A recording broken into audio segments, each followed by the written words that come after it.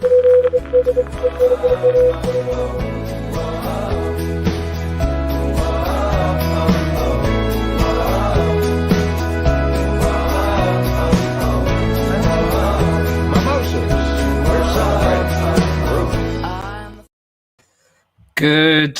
afternoon. How are you? I'm just in my lovely apartment. I've just finished playing piano and tidied up a little bit. You're all very welcome. Sorry, I'm late. I'm late because we did a live stream on the Fundraising Everywhere thing in advance of this COVID-19 conference tomorrow.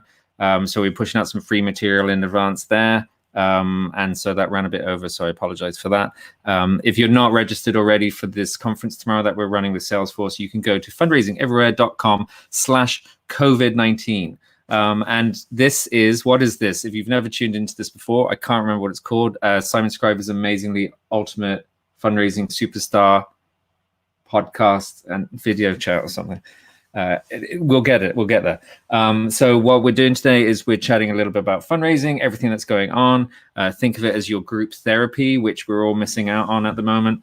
If you need group therapy, then come on. You can come to fundraisingeverywhere.com/TV to watch it. You can also click a button at .tv and it'll take you into the queue here to come and have a chat with me if you want to have a chat on screen. Otherwise, you can just comment on social media, comment on LinkedIn, comment on Facebook, comment on Twitter, whatever you want to comment on, and I will see it. I will do it. And actually, I already have someone here to chat to me, which is fantastic because I don't really have a whole lot of a plan because we've been so busy with this conference coming on. But I'm overdue a catch up with this wonderful, wonderful person who is Jen Love, the one and only. Jen Love. Simon Scriver. How are you? I'm good. How are you? Doing? Yeah, I'm okay. Were you waiting long? Did you notice? I was. It was all kind of dodgy. I was like backstage, like, is he recording me back here? You know? Yeah. Did you use the facility? Did you use the facilities and just kind of get a bit worried? What do you think is happening backstage in my place? I think it's literally no idea. That could have gone either way. It was almost like an escape room for a bit there. I thought, cool. Is somebody going to jump out at me, or anything could happen? I like that. Nice to see you. Nice to see you. How are you? You okay? Well, let's get into it because I was going to muse on COVID-19 and fundraising and everything, but actually, since you're here, let's chat about it. Let's chat about what's going on because obviously, I mean, usually this thing, if you're tuning in for the first time to this thing, I broadcast weekly and we chat about fundraising news and what's going on in the fundraising world and stuff like that. And at the moment, it's all COVID-19, isn't it? Like there isn't really anything else, is there? No, it's like a new, like a reset. Everything that we were going to do or think about doing needs to change or be adapted, or at least need to consider changing or adapting. Oh, nice. Yeah, let's go to Paris. Come on. Let's go. I would love to go to Paris. My God. I got in trouble on my last live stream because Nikki Bell said I shouldn't be out and about. And these people behind me, they're like, look how close they are. They're way too close. Anybody can sneeze on anybody at any given time. It's awful. So work is weird because projects that we were working on have now been morphed into a version of COVID-19 fundraising, or at least COVID-19 empathy, which are two different things. Yeah. Charities. Oh, let's come back to that because I'm not sure they are two different things. Okay. And then it's weird at home, right? Like really. You know me well enough to know that most days I'm here, me and Tux, and we're my dog, and very happy. But I've got my fucking husband working here and my teenagers, and it's chaos. Such a bummer. Do you know, like, your husband's a lovely guy. Yeah. And I think he's great. I mean, I've only met him a couple of times, but he's a lovely guy. And obviously you love him, so he's going to be great. But for people who don't know, I'm friends with Jen, and I stayed at her house a while ago for a few nights, and I was jet lagged, really tired and stuff. And then it was like 6 a.m. or something, and Jen's husband starts like jamming on his guitar and piano, playing the Beatles. True story. True story. And lovely guy, but if to live with that 24/7 and not be really allowed to walk out and get away from it, that must be tough. Honestly, it's exhausting. And it's also funny because he's working, of course, we're all working as long as we can until we're not doing services anymore. And he works in robotics. So he could be speaking an entirely different language. Like, I have no idea what he's doing. It makes no sense to me. So anyway. That's funny. Okay, so work then. How's agency good? How's your clients? What's your vibe? What's the take on this? So it's coming in waves. I think at first we were getting a lot of calls from clients saying, should we change everything we were currently doing? Should we keep sticking with our appeal? Should we keep doing what we're going to do for springtime? And for the most part, our message has been yes. You need to keep fundraising the way you were, but you need to also lead with some empathy and gratitude. And at the very least, for a campaign that may not entirely be COVID-19 related, or even if you're an organization that isn't immediately impacted by COVID-19, like you're a healthcare charity or a women's shelter or a food bank or on the front lines of social service, having an insert in your next mail pack that kind of says, we know what you're going through and we're here with you and we want to know how we can help you is important. So all of our clients are doing that kind of en masse, except one. I have one client who said, oh, we don't need this little extra piece in our mail pack that's going out at the end of April because we've been posting this kind of message on Facebook and email. So we don't really need it. And I'm like, that is totally tone deaf as far as I'm concerned. Well, like, what do you mean they've been posting the message? Like just generally? Yeah, to kind of say, hey, we hope you're doing well. Here's what we're doing. They're a health organization. We hope we're doing well. Here's what we're doing. Here's how we're responding. If you need anything, please reach out. Here's what's changing and not changing. So her message, as executive director's message to me was, I feel like we've kind of covered that. I'm like, are you? Like, we're never going to be done. I can't see us being over this the second and third week of April. No, I mean, certainly not. But I mean, that's an interesting one from your client because, feeling like, I think there's always a feeling from nonprofits that, you remember your last communication. You remember how many times you've offered this stuff. But I would say, like, most people don't, members of the public, they don't remember the last time you contacted them, and it all kind of blurs together. So it's like when this stuff kicks off, I feel like that's almost starting from scratch. Like people don't, they don't think of it like that. They need another check-in. They need the touch point again, because it will have been weeks and no one remembers. And it's also a different experience to be holding a fundraising appeal in your hands.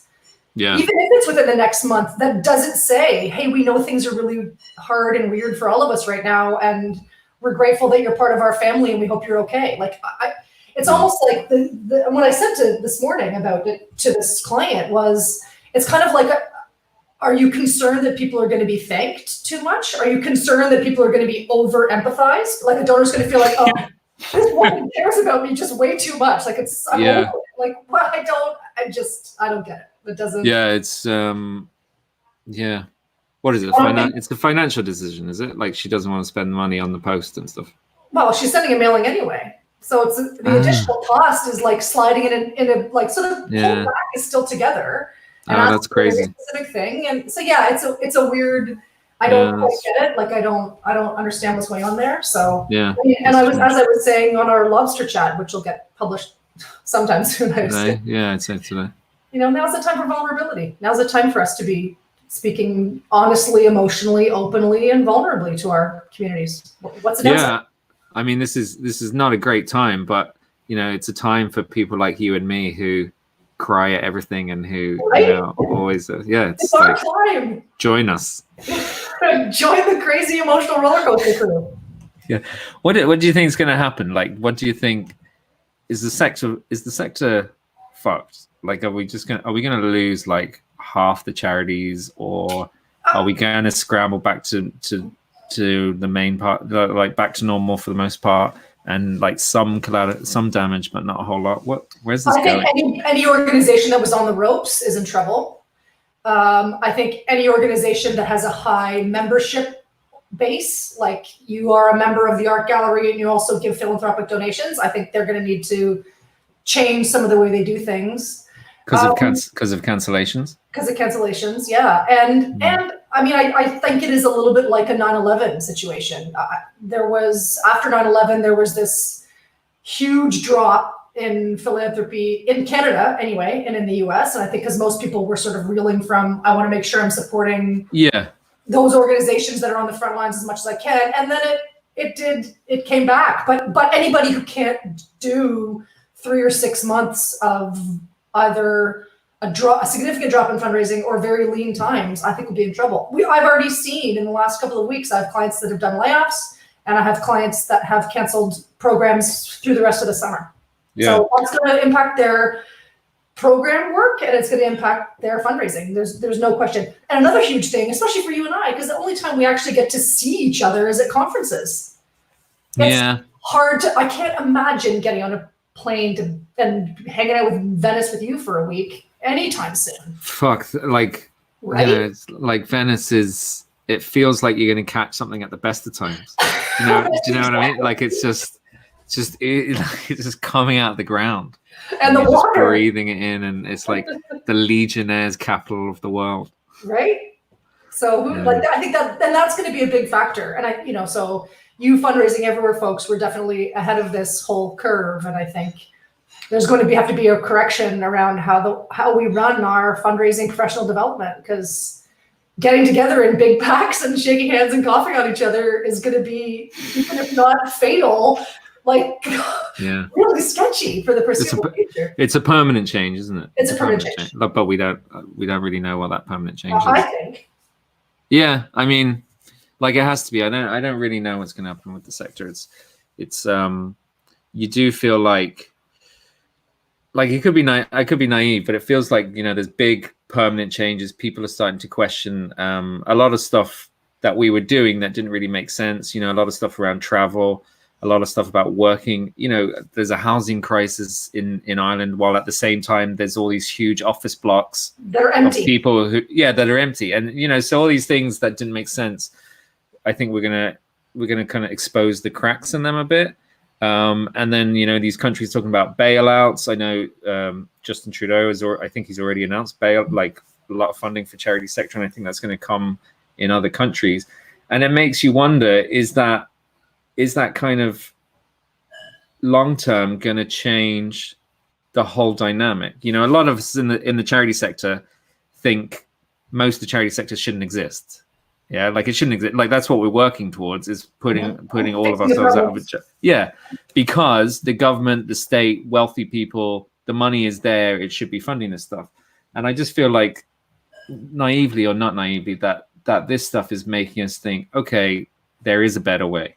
There is a better way. You know, people talking about universal basic income, stuff like that. People are, you know, and people are like, where does this money come from? It's like, where does fucking any of the money come from? We just make it up. Like some people just make it up, and they make it up when there's a war, and they do it very quickly, and they're making it up now. And no one asks, how can you afford to invade that country or buy new military or whatever? But suddenly, and in the same situation, you know, some people are asking those questions, but only in a kind of a tone deaf way. And then, Simon, I think there's another side to it too, because like I've never valued my children's teachers as much as I do now. Yeah. Right? They're lovely people, but I've never valued, because, you know, I was saying this the other day, my kids are gorgeous, they're bright, they're white, and they're rich. They're going to be fine. But they're not building any empathy with people who aren't like them right now. Like right now, they're in their nice little bubble in a giant house with lots of space and more Mac products than a store. But they're not engaged in their communities right now. So I see that side of it too. And suddenly the most essential workers are people who are stocking our grocery shelves and driving our trucks, and we still don't pay them a basic living wage. Yeah, and they're putting themselves at risk. That, you know, some of the junior staff and factory workers and serving staff and everything, they're all putting themselves at risk, and they're paid fuck all compared to people who are fine, who are just sitting there. And the other thing, I mean, there's so many things on this. The other thing is all these wealthy people, like all these rich philanthropists now, and they're like pledging $1 million here and, you know, $1 million there and everything. And it's, you know, it's great and it's lovely. But it comes back to that same conversation where it's like, where have you been? Yeah. Like, you know, like people were literally like dying because they had no water. People are dying from diarrhea, and like kids are dying all over the world. It's like, step up. Yeah. Like, it's fucking, you know, if you can afford to pay towards COVID, where were you before? Because, you know, even now with all this shit going on, which seems like the biggest thing in the world, for some people in the world, this is irrelevant, you Yeah. know, because they're starving to death, or because they're, you know, they've got the same problems that they always had, while people like Jeff Bezos and Mark Zuckerberg and stuff sat on that money and waited for something that affected them. And I just think there's something wrong with this system. Well, and you know, with your beautiful Paris backdrop there, like we did see the same thing with the Notre Dame fire, which ended up being smoke and mirrors. Like most of those pledges, literal, yeah. Like a whole bunch of rich people said, "Oh, of course I'll give," and then never did. Yeah. And they made the pledge, got the like, you know, Yeah. CSR good feelings from it, but still hoarded all their money. So, yeah, and you know now they're like, actually, I'll just put it towards COVID. It's the same. Show It's the same problem. Show me the budget. Let me make sure I review the budget. Yeah, can we split it in half, and half to COVID, half to this? You're gonna have to ring me on the yacht because I'm leaving now. Yeah, I'm in quarantine on my yacht. Like, yeah. It's a farce. Laura on LinkedIn. Laura's a regular viewer, big fan of the show. We love Laura. Laura, you're always welcome on. She says she's seeing double conversion rates right now. Her agency is seeing double conversion rates. That's pretty crazy. That is pretty crazy. And so we're also another sign of what we're seeing here too in Canada is a spike in people asking about wills. Because they all think they're going to die. Well, two reasons. I think, because they think they might die. And second of all, I think because people are sitting at home. Yeah. Like, it's one of those kind of things, like I've been meaning to get around to that and I've been meaning to do that. And so one of the questions that we're asking is, what are these kinds of passive fundraising things that you can do so that if people call you, or that if someone is ready to open up a conversation or start a dialogue, then you're there to respond. Whether you're actively legacy fundraising now is a bit of a question. Some are, some aren't. But are you ready for those phone calls and for those conversations from people? Wow. And are you like creating a dialogue, reaching out to people to start talking to them instead of broadcasting your regular fundraising messaging and waiting for those results to come in? Like it's a different time. We know we can reach donors at home right now. Good chance. Unless they're screening your call, they'll pick up. It's like the common theme, I think, of everything you're saying there is like, it's empathy, isn't it? It's understanding what your donors are going through. And if you're tone deaf, or if you dismiss, or if you don't put it front and center what your supporters are going through right now, then they're not going to be there for you at the end of this. And I mean, and they're definitely not going to be there for you during it. And they're going to remember the charities that stick out in their minds as saying, they did care. You know, I felt like they were not just asking me for more money. They were wanting to make sure that I was okay too. And that is memorable. They were sending me updates. They were sending me information. They were sending me things I could do with my kids at home. They were, keeping me in the loop. And yeah, you're right. That's how you stay front of mind, isn't it? That's where stewardship makes a huge difference, Yeah. That's cool. What else is going on with you? Any news? Yeah, no, not so much. Have you been watching The Drunk Chef? I always watch The Drunk Chef. Do you? Yeah, I'm a super fan. Yeah, so we're going to be screening that after this. We've got a new episode of Drunk Chef. Of all of your 6 viewers of this terrific show, I'm the very lucky one. I get Drunk Chef food at least every quarter. Not anymore, though. Well, tell me about that, because, I mean, you and John, the Agents of Good, you are, well, I was going to say inseparable, but actually, I mean, you separate a lot, but you see each other a lot. We do. We try to see each other. To be fair, like we see each other like this for 6 or 8 hours a day, every day, including during pandemics. But we do try to get together every couple of weeks. And I haven't seen John since before I left for Norway, which was the beginning of March. So it's if John's watching, come on, go to fundraisingeverywhere.com/TV and click the button to join. Because I was flailing before it started to say what's going on, so I thought he was here. Maybe he just left because he's sick of hearing my voice. Yeah, well, I was there. I was asking him if he wanted to come on during the Drunken Chef and we could chat about it and almost do like a viewing party. But I think he's too shy. Well, we were just saying today actually that we might get together for a socially distanced, appropriate, like elbow bump and a little walk around the neighborhood. Well, you can't even do elbows anymore. You have to do like 2 meter walk apart. So like one of these from a distance. Yeah, just like away from the thing. That's freaky. That's beginning to freak me out. I mean, I have to say, I feel like I'm handling this pretty well.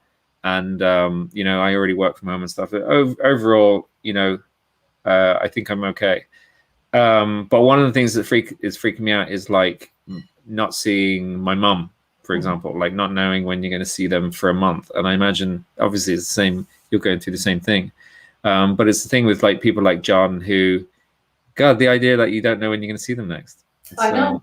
It's pretty freaky. And when I came back, when I got back from Norway, it was still with like the Canadian government hadn't yet said everybody needs to get home, and as soon as you get home, you must quarantine, which they're saying now. But they were saying it's a good idea for everybody to come home and self-isolate. So I came home, and for 2 weeks I didn't cuddle my children. Like that was even in the same house. It was really, really weird. Yeah, that's weird. And we knew how long it was going to last. But, you know, my dad was with me traveling too, so he came home and he's healthy, but I haven't seen him since, and I don't know when I'll see him again. So yeah, it's fucked up. It's a weird time. Speaking of weird, John Lepp has just joined us, so I'm gonna bring him in. Reunion. Hey, John. John. Okay, so he's obviously watching the wrong screen. John, see, for you can tell rookie people because there's like a 10-second delay on the recording to broadcasting. So if they're watching the broadcasting, as it seems like John is doing, he's going to see it now and he's going to be like, "What? I don't remember that." I'm Skyping him too to let him know he was just live. That's hilarious. Like, I wouldn't have brought him on if he was doing something embarrassing, but that's weird. What else is going on in the fundraising world? So tomorrow, are you coming to our COVID-19 and the Third Sector conference? I totally am. I can't promise I'll be there at 7 a.m. Eastern because, you know, one of the nice things about pandemics is sleeping in like a teenager since I have teenagers. But yeah, I'm looking forward to it. I definitely want to hear from the folks that you've got pulled together and have a little bit of a fundraising community. Yeah, it'd be nice to chat to people and stuff. Yeah. John's back. If he wants to give me a thumbs up, I'll bring him in. I don't want to bring him in case. Okay, he is. Yeah. Hey, John. Hey, guys. Did we freak you out by bringing you on too early? No, I think I tried to use Firefox and it was like, nope, not happening. No, oh, really?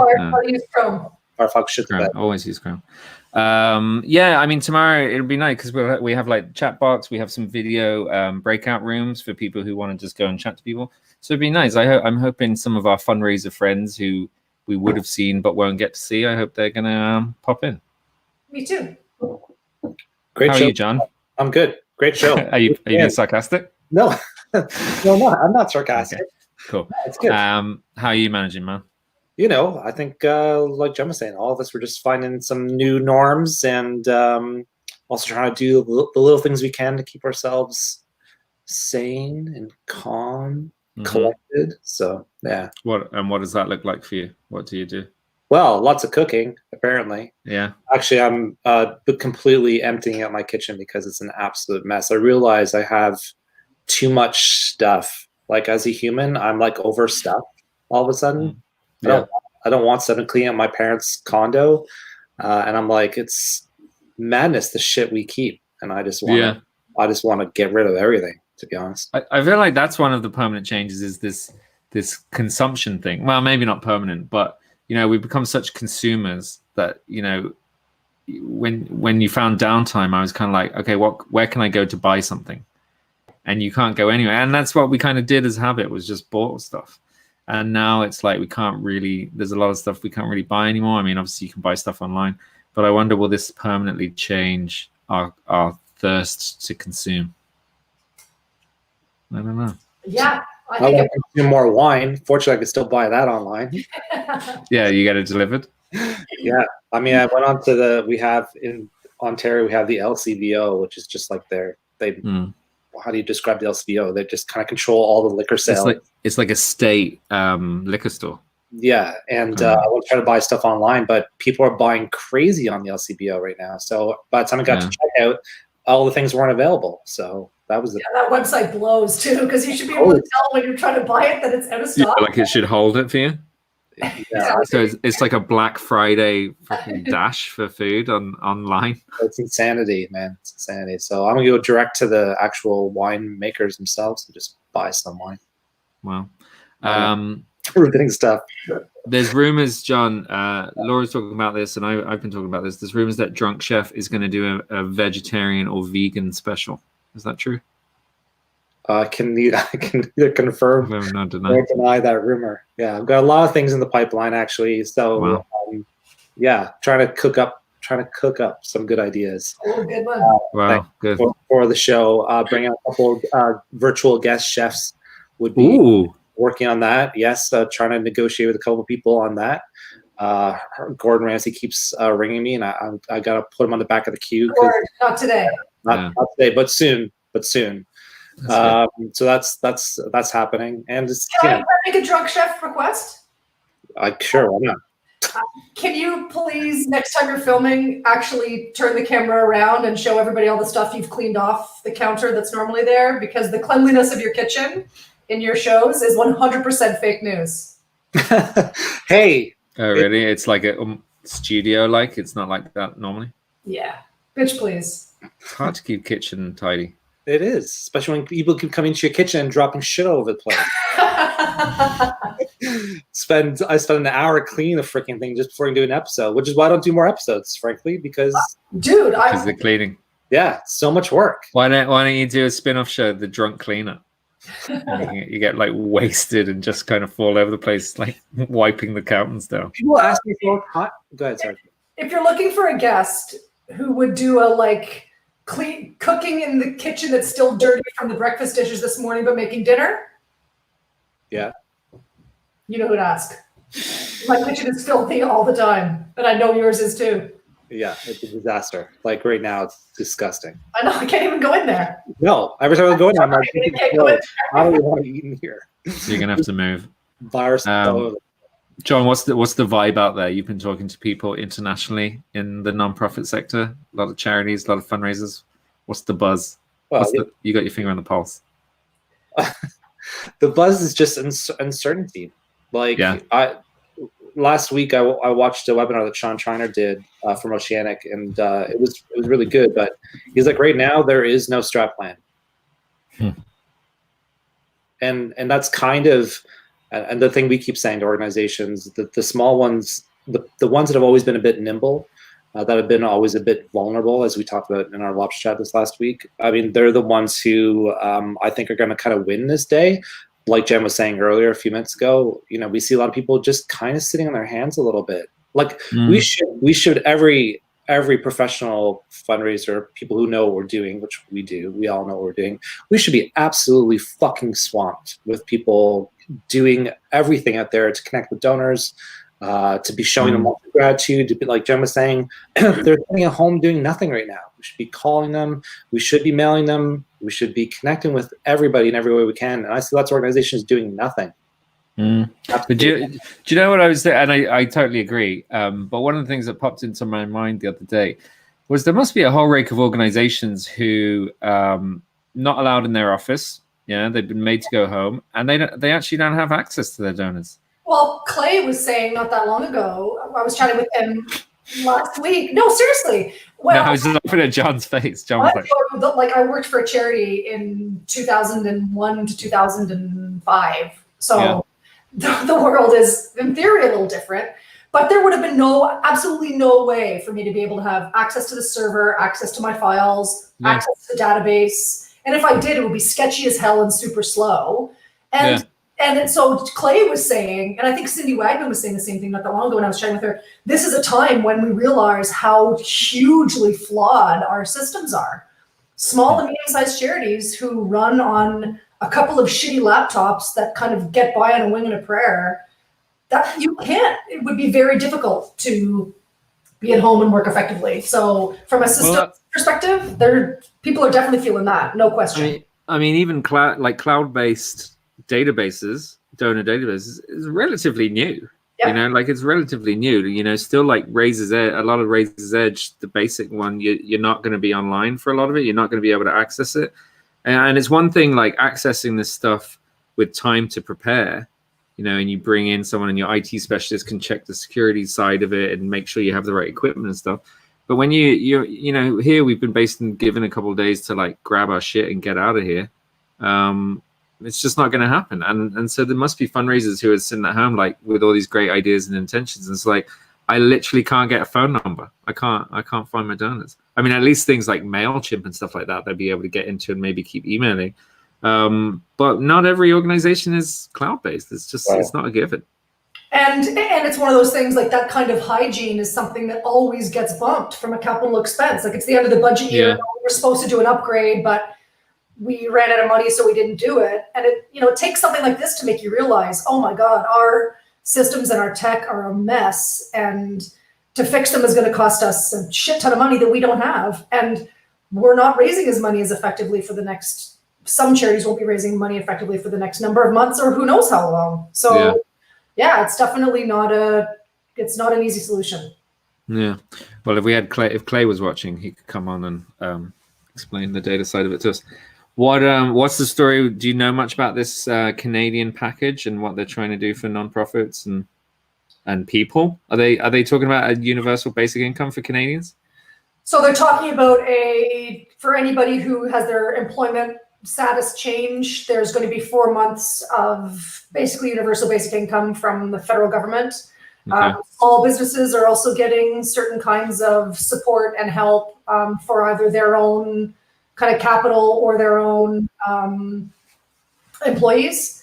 And then the other thing that's happening in Canada is that there's a big, lots of sort of rent, not freeze, but like rent, what do you call it? Like landlords saying, don't worry about paying your rent this month. Because like a rent holiday? Because banks aren't coming after landlords for mortgages. They're having a mortgage freeze. So landlords are actually able to say to their tenants, you don't, if you're in precarious employment, you don't need to keep paying me. So in our lives, my husband and I have taken the stance that we're still both getting paid. So we're continuing to pay everybody that we can. Our cleaner, our hairstylist, the kids piano teacher, whether we're using those services or not.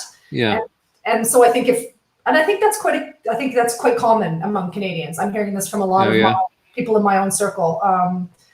So I think not only is the government stepping in to help out people, but I think also I feel like I'm a Norwegian all of a sudden, like bragging about our country and how nice we are. But I think that personally, I'm seeing a lot of that and hearing a lot of that, and that warms my heart. Like I think that's the right I think way that makes sense. I mean, we paid our childminder anyway, even though she's not going to be taking Harrison for the next few weeks, and you got to keep moving. And that's, I mean, I have hope for like our monthly donors out there. I don't really think we're going to see a spike in cancellations of monthly donors.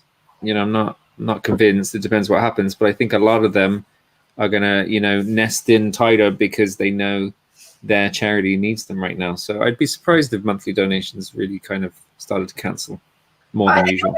I think it'll be the same kind of thing. I mean, if you're still working and you're still able to help out the organizations and the people around you, then you will. And when it affects you and you're like, okay, now I've been declared an unessential service. Ontario too has, like, everybody's an essential service. The people that are not at work right now is a very small proportion of our workforce. Yes. And so there's an expectation that there's another cut coming. There's going to be another version of another, you're no longer an essential service.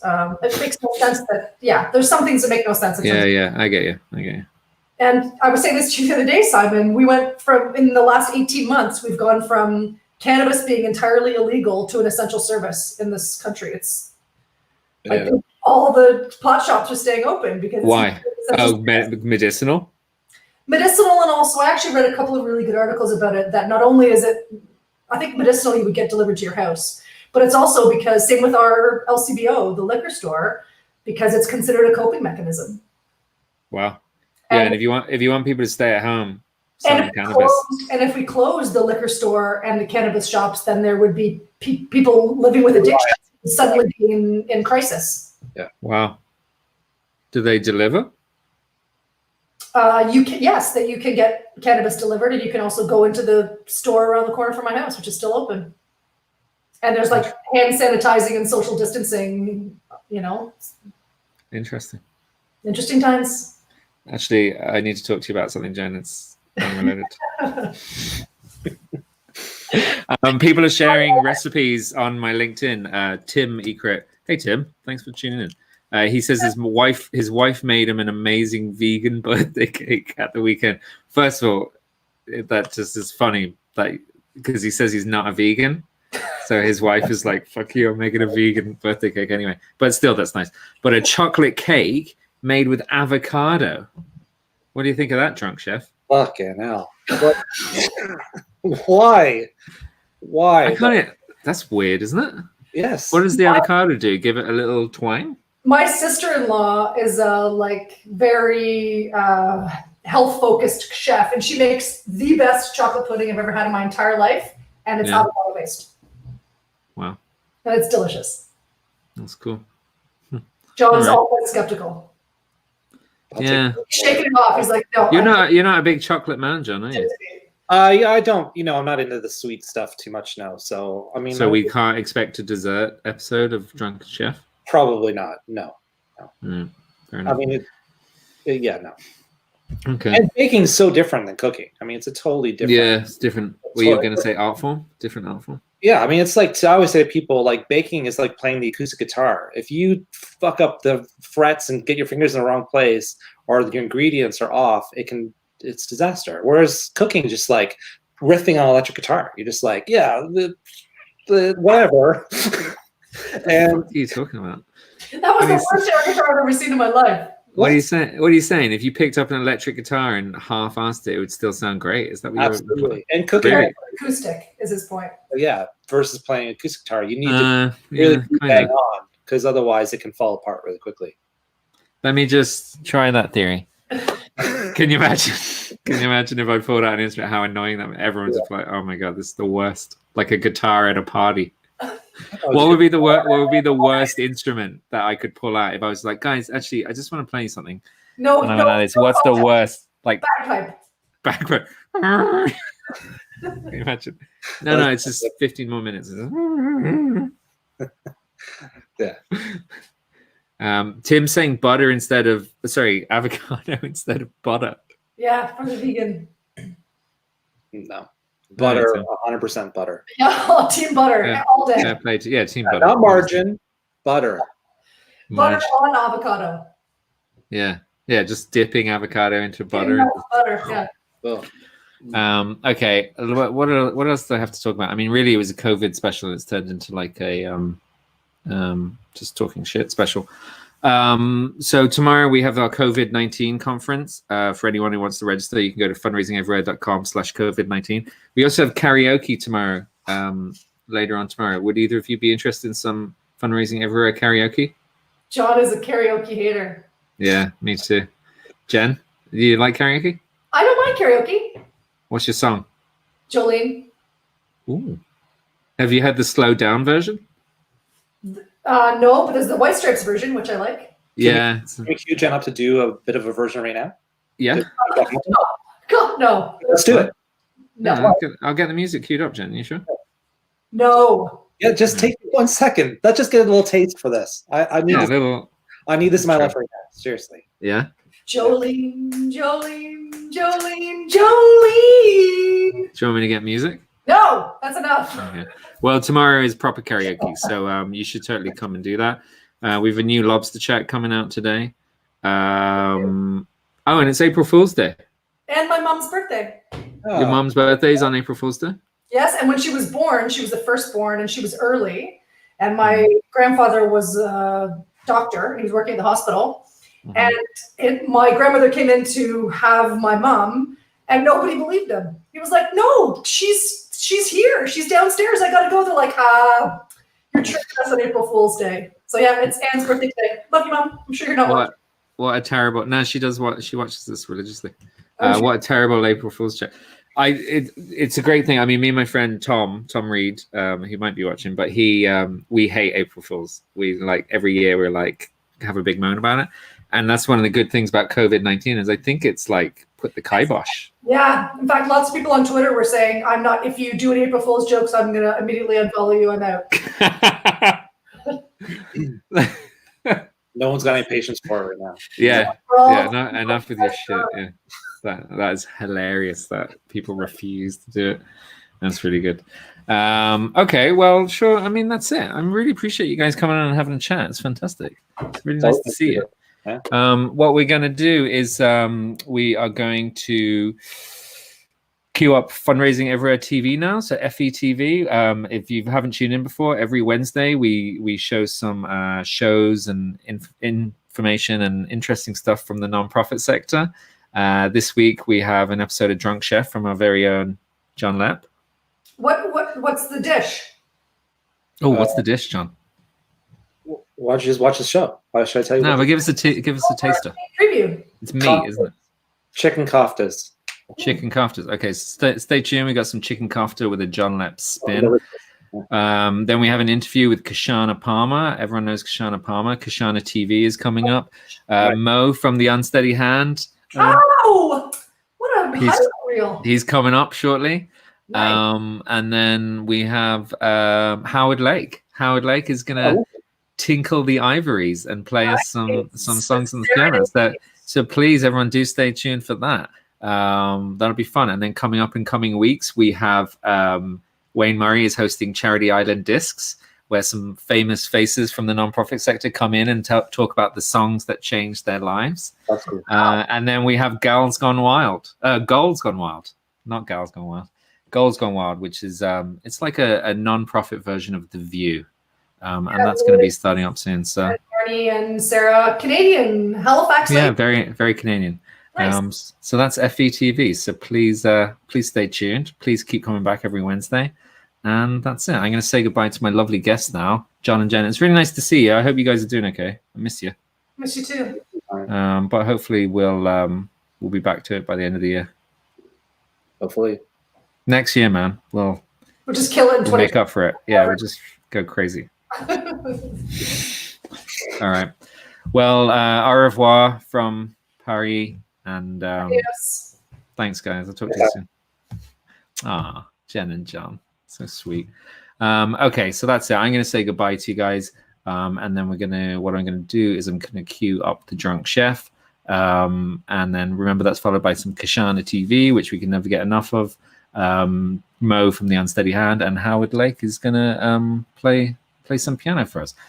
So here we go. Over to the Drunk Chef.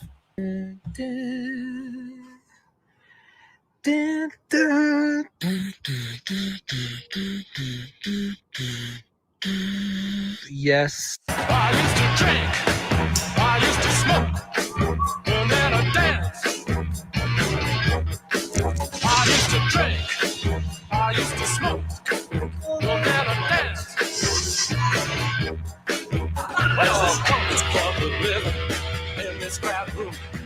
Need some new religion and I need it pretty soon.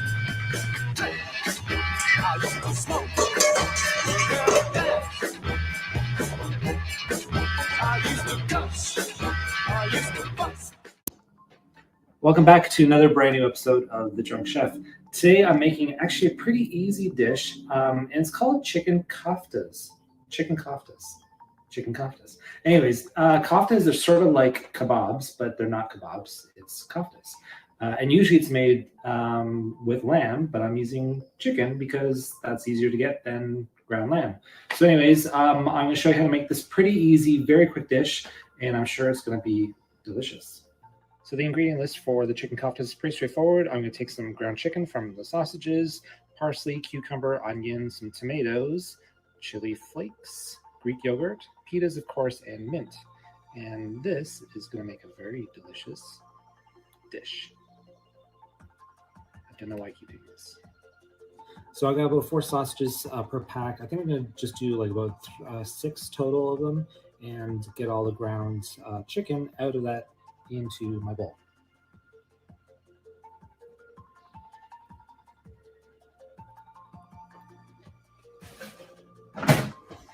Easy peasy, lemon squeezy. Next, we need to dice about half an onion or so.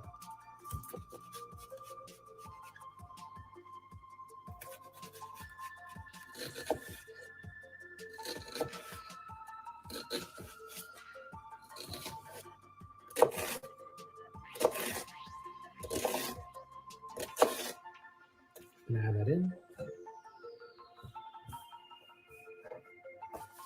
Next, gonna add some chopped parsley.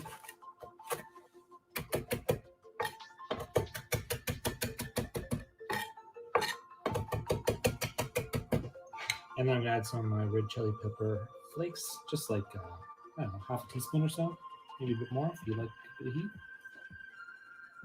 And then of course I'm gonna season with some salt and pepper.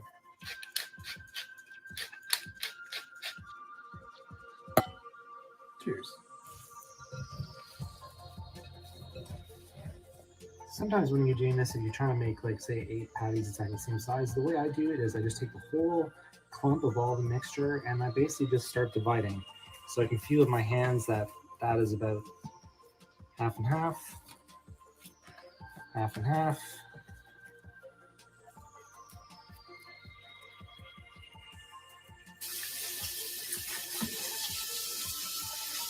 Okay, next we're going to take half of our cucumber and we're going to dice it up, not too small, not too big, just dice it.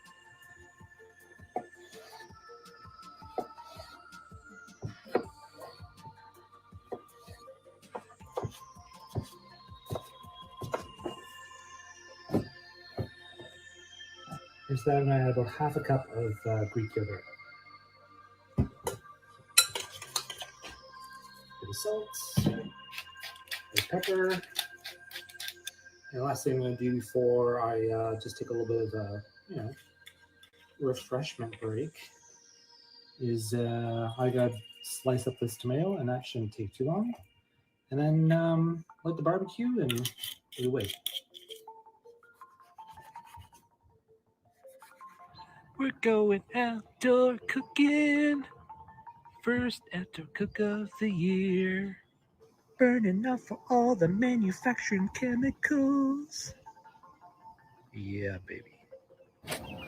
So I have to get down a little bit here. The grill is ready to go. And what I'm going to do is I'm going to take my chicken and I'm going to put it on the grill for about 10 to 12 minutes or so on medium high.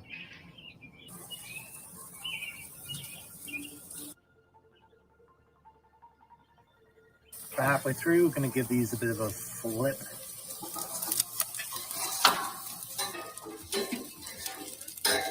Okay, so the koftas are off the grill, and I'm just going to let them rest for just a few minutes, like 3 or 4 minutes, just to let all those juices settle. Yeah. So we're all done. The patties have been rested and they look and smell delicious.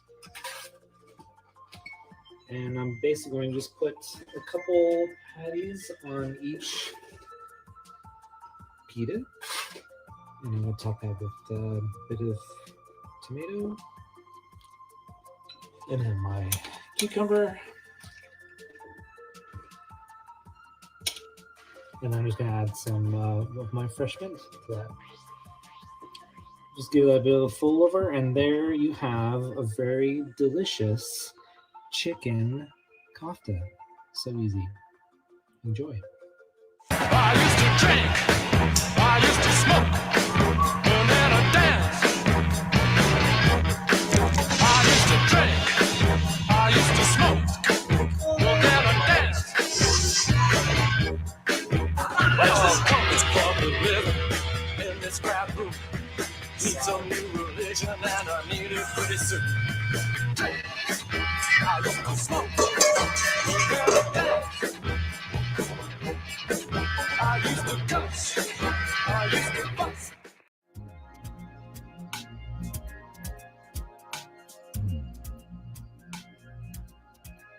So what led to the development of the unsteady hand is, well, real simply, I was diagnosed with Parkinson's about 2 years ago and was pretty devastated and found out that the best thing for Parkinson's is exercise. And so I was going to start an exercise gym for people with Parkinson's doing boxing in Colorado Springs, and was told that was a dumb idea by a PT because it already existed. But she said there was nothing for people with Parkinson's that had to do with creativity. So I would rather make art than sweat any day. So that's kind of how this started. We do creative things with people with Parkinson's. We do monthly creativity labs in Colorado Springs and Pueblo, and we received a grant from Arts and Society to expand up into Denver and Boulder to provide creativity labs for people with Parkinson's. people with Parkinson's tend to isolate. We don't have dopamine flowing through our system, which is a chemical in our nervous system that encourages us to be social and do things and be motivated and have fun and be happy. So all those things kind of go away when you have Parkinson's. So I tried to create an environment for people to get out of the house, to engage in the community, to engage with other people with Parkinson's, to engage people with Parkinson's with the community at large, to really give people with Parkinson's an outlet other than exercise. Exercise is the only thing known to slow the progression of Parkinson's. No medicine, no nothing does that except for exercise. But there has to be more to life than boxing. And so that's why I started the Unsteady.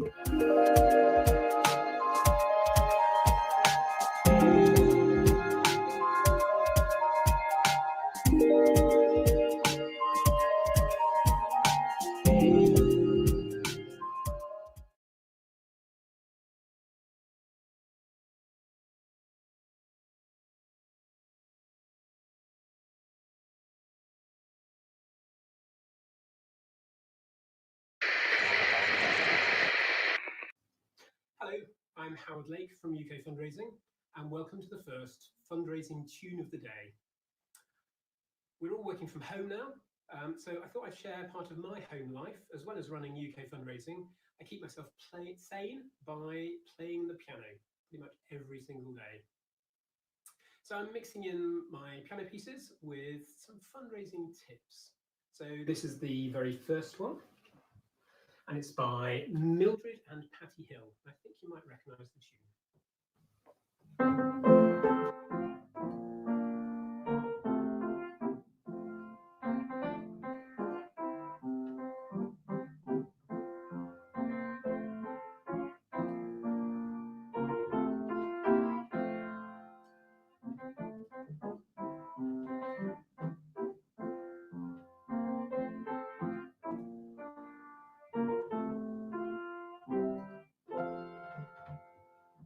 That is, of course, Happy Birthday, or Happy Birthday to You, first written in the 1930s. So the fundraising tip of the day to do with birthdays is make the most of Facebook birthday fundraisers. You're all under pressure, we're all under pressure, so we need to take some of that pressure off and encourage supporters to fundraise for you. And Facebook birthday fundraisers are definitely one of the most popular forms of Facebook fundraising by your supporters. And all your supporters have a birthday. Plus, Facebook will message them just before their birthday, whenever it is in the year, to encourage them to set up a birthday fundraiser for a charity of their choice. So many of your supporters will be having birthdays in the next weeks and months ahead. So why not consider inviting them to fundraise for you on their birthday? It's very easy to set up. You need to register with Facebook fundraising. I'll share the link with this video or post. And then once you do that, you can be found, but then you also need to encourage your supporters to consider you and think of you as their birthday approaches. So good luck with your Facebook birthday fundraising campaign. And do tune in to the next fundraising tune of the day. And you might wonder why I chose Happy Birthday for my very first tune. Well, today is my birthday. So this series is my gift to you. So tune in next week, tune in to the next time that I run fundraising tune of the day. Thank you. Hello, everyone. Welcome back to another of my, I still don't really know what I'm calling this, but my guest today is someone I've been trying to get on for ages, and we keep going backwards and forwards, and we keep missing each other, although we keep bumping into each other at other places. But she's an amazing, amazing woman who I'm sure you've all heard of. She spoke at the Fundraising Everywhere conference last year. She was the closing plenary. And she just does so much cool stuff that I just wanted to pick her brain. So my guest today is the one and only Ms. Kashana Palmer. I need my own hype crew. Look, first of all, I want to let y'all know I have blessed you today with this wonderful Kelly green that I have on. It's springtime. It's fresh. It doesn't remind me we're in an apocalypse, right? I know, it's so bright, and look at me, I'm so grey and dry. I feel like you and I could have a sitcom where it's like, you know, this kind of like old white man who's boring and drab, and then this black woman who's all like, Simon, I need you to put on a little flash, okay? Simon. Kashana, could you turn it down a little bit? Oh, yeah. Is this thing on? Is it too loud?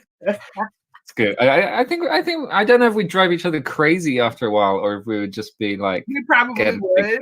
And people would be like tuning in with popcorn for the shenanigans that we'd be up to. Kishana, thank you so much for finally making it on. Most of it's been my fault. For people who for some reason don't know you in our sector, who are you? How do you sum yourself up? I don't even know.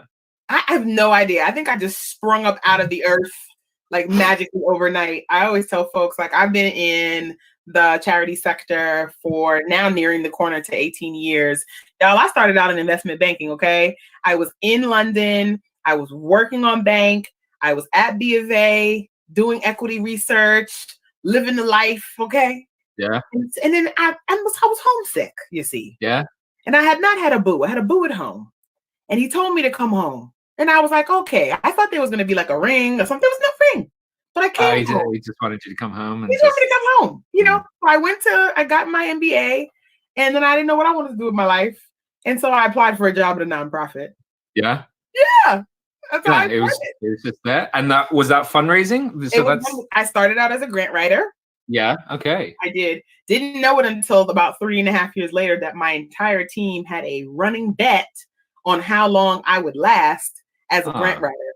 And imagine how, I mean, it's pretty funny in that my first month on the job, I remember going into my CEO's office. You know, I was a young whippersnapper. I was a good 22 years old, and I had a whole 2 degrees. And so, you know, I thought I was real hot stuff. And I said, you know, I don't think I'm really cut out to be behind a desk. I really should be out with people. And bless them, my manager said, go figure out what you want to do with your life in this organization. It was a huge decentralized agency.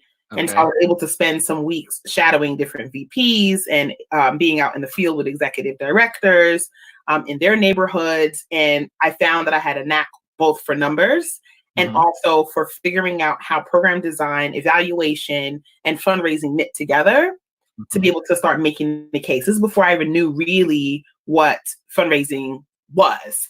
And so I ended up doing project management, which was partly grant writing for the largest summer program that the organization had. About $2 million we had to raise every spring for a summer program at that time.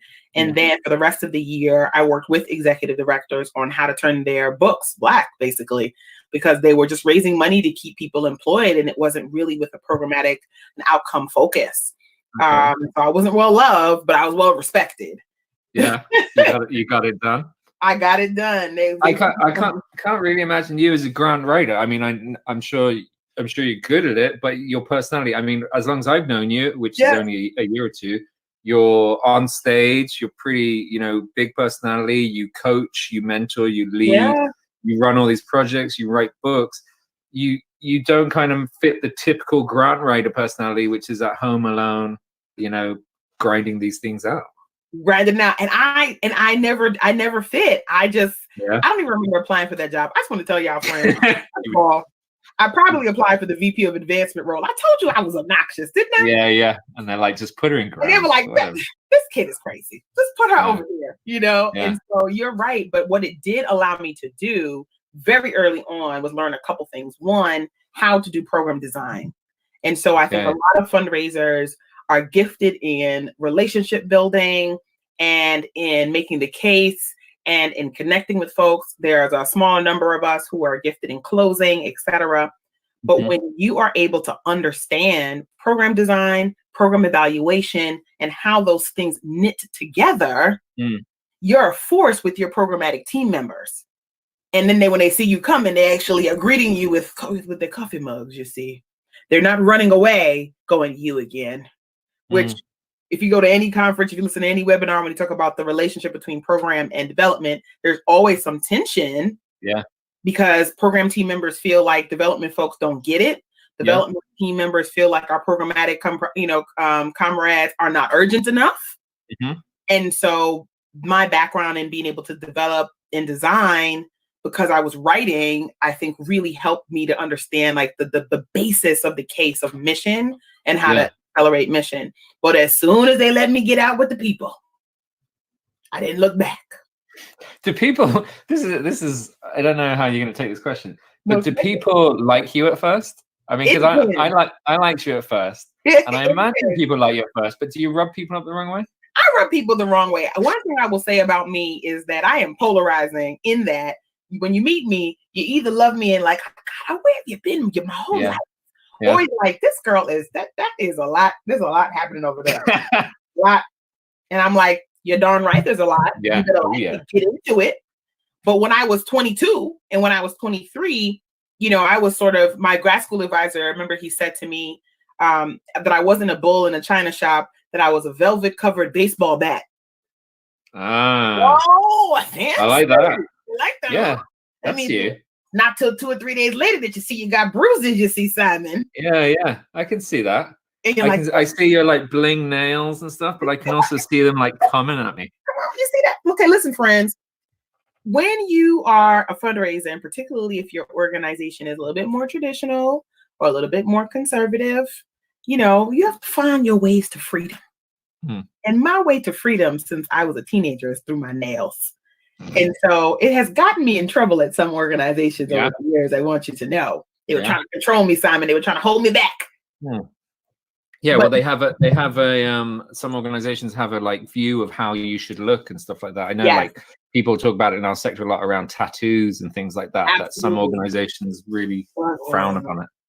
And so what I have learned over the years is, I mean, one, I assimilated for a long time. I don't know if y'all have noticed, friends, by the time you see this video, but you know, I'm a whole Black person, you know, identify as a sorry, my tan is still here. So I am lighter skinned, but still Black, you know? Yeah. And so for a long time, and just growing up, this is not just in coming into the sector. This is literally when you're learning and understanding about identity and about your professional work, you know, you're taught to assimilate. And so, you know, me having my like blonde curly do right now is in part because there was a point in my adult life that I said, to hell with this, I'm going to be myself. But there was a time where this thing was fried dyed, laid to the side, coiffed long, you know, and I did the things in terms of the way I dressed, in terms of the way I spoke, in terms of how I really kind of tried to connect and interface with people that I thought would help me to blend in and to fit in, be more palatable, if you will. Yeah. And it kind of works. Yeah. But you die a little bit every day.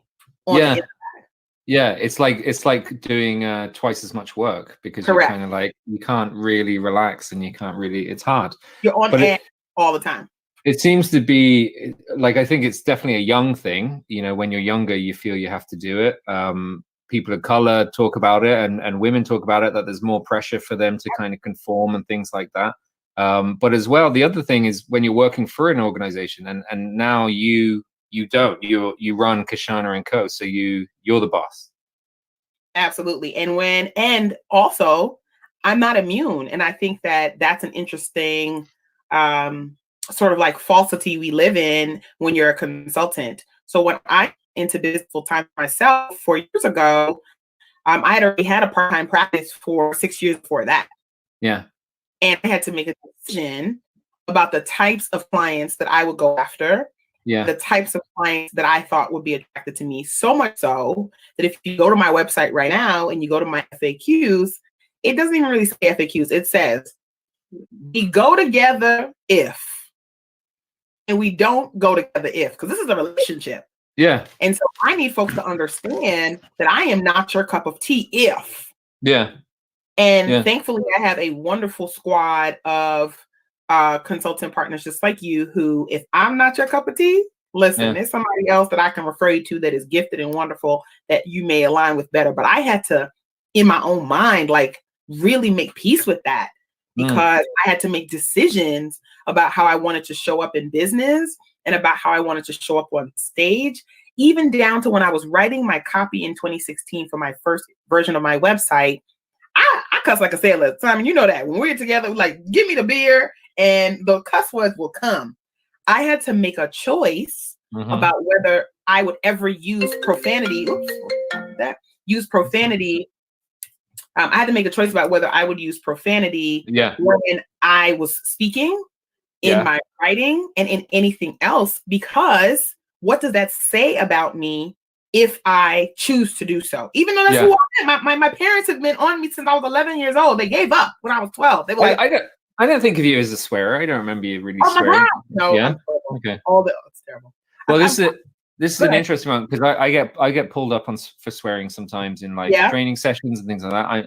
Maybe because I'm Irish, maybe I don't know, but it slips out a bit more. And I get rarely, but sometimes someone will say it to me or kind of challenge me on it. But I remember my friend Sheena saying to me, same thing. She swears quite a lot, and it's just the way. But she said someone said to her they wouldn't work with her because of it, and she was kind of like, "Well, we probably wouldn't be happy working together, so that's fine." And I thought that was a really interesting thing. Yeah, there's a bit of luxury. You have to be a bit in a certain place in your career to be able to do that. But I thought that was a really good approach, and it's like what you're saying there. It's like not, do I work with you or you work with me? It's like, is this going to work together? Exactly. And I had to make those decisions long before I had connections, long before I knew what type of organizations and companies I wanted to work with. Yeah. So now I work more increasingly with faith-based organizations. That was a very interesting turn. And so, religion and politics, for as long as we've been professionals, has been, they took, don't you talk about that at work. Yeah. And I realized a few years ago when I started getting on stages, I think I sort of like absentmindedly was like, yeah, and in the mornings when I get up and I pray, and I was like, I don't know, some of y'all may not be into faith, leading a faith life. I said, but I'm a God's girl. And I said, and that's what really kind of moves me. I said, as long as you have a center, I don't care what the center is. I just need y'all to have something that is a guidepost for your life. And I remember coming off that stage going, I don't blew it. This is on the stage. Nobody's going to hire me again. I've talked about Jesus. Yeah, really? And I remember getting off and folks just coming up in droves. Yeah. And saying to me like, thank you. Yeah.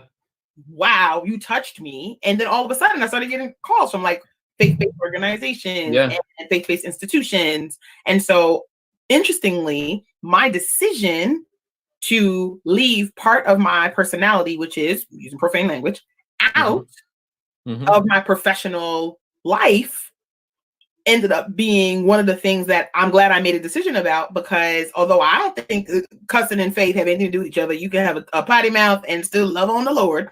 Yeah. But everybody does not agree. And so I was glad that I was able to make that choice for myself, absent of the pressure of having to do it. But it was pressure that I had to decide on for myself really early on. And I feel like I've made those choices since I was in my early stages of my career. And it sounds fair. I mean, I think, giving up swearing, it's not like sacrificing who you are. It's, if someone asked me not to swear, I wouldn't swear. And I don't swear to offend. If it comes out, I'm sorry about that. But, I think that's a big difference. You're talking about not changing your values and who you are and stuff like that, but getting rid of something like swearing for that time you're on stage, it makes sense. Correct. Is your Christian faith really important to you, or do you just do it for business? No. Oh God, listen. My mama's in the back, y'all. Don't let her hear you say. Oh yeah, sorry. Mute me. And then she'd be like spraying holy water, use holy water, and she would find some. No, I'm just teasing. I know. It's a big part of who I am. I think, over the years, I've had to really kind of figure out like how forward am I with it and how private is it? And I realized that it's not a choice that I make one way or another. I think that people are naturally drawn to people who they share values and share experiences with and feel connection to, even if you don't agree necessarily on path.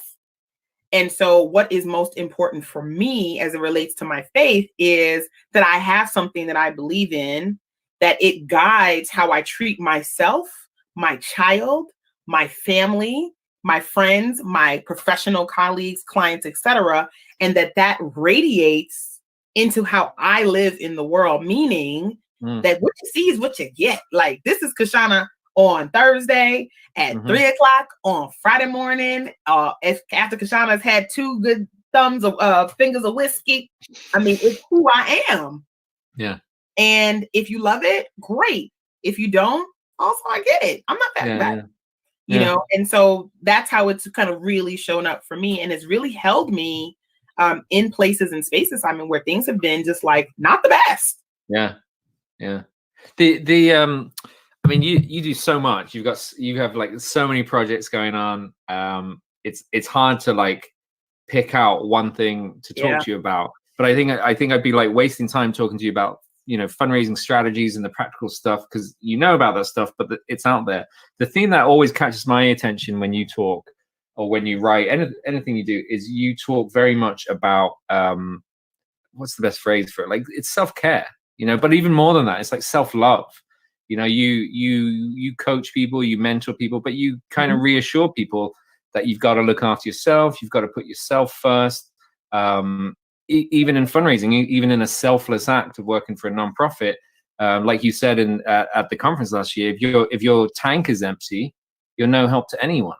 And I find that really interesting. What brought you to the point where you're on a mission to help people look after themselves? What put you there that you realize this is really important in our industry?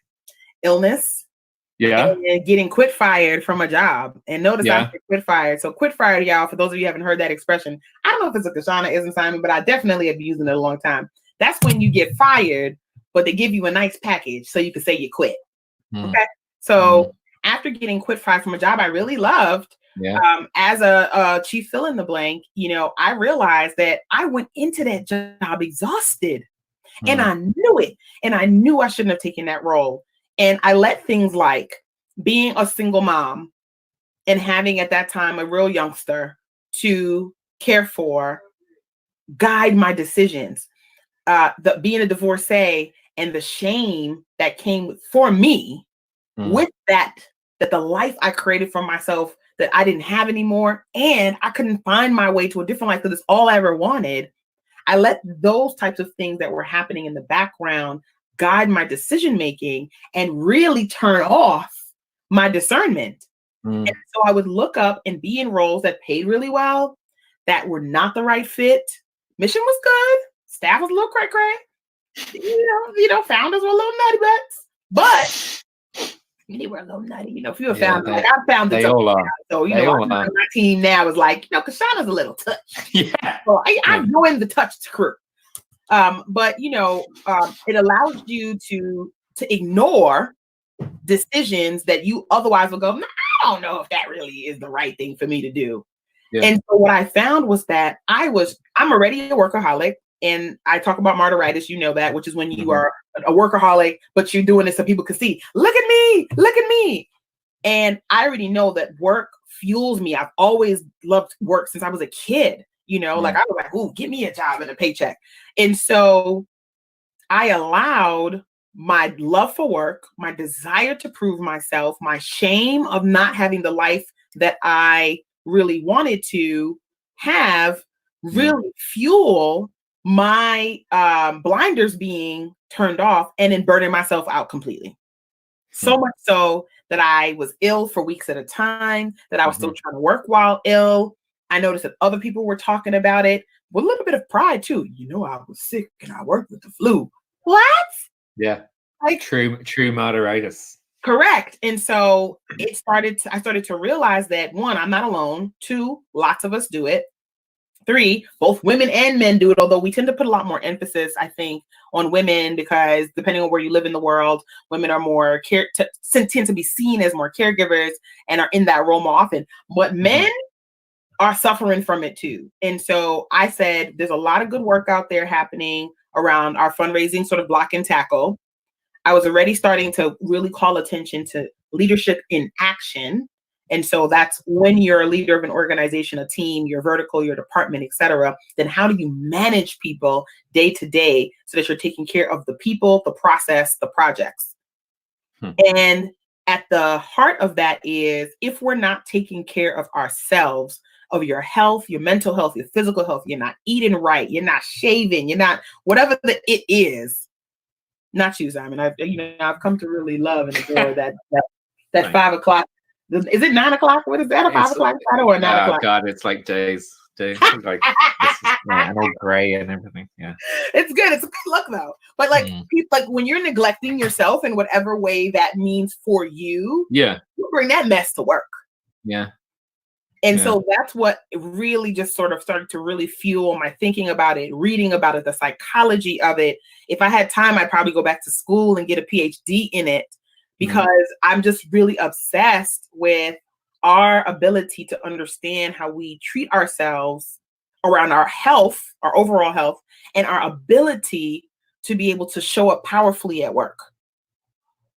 What? Just on a side note, what do you think is happening with Martyritis? I mean, I know that's a Kashanaism, but what's happening with Martyritis right now? Because it's like COVID-19 time, people working from home.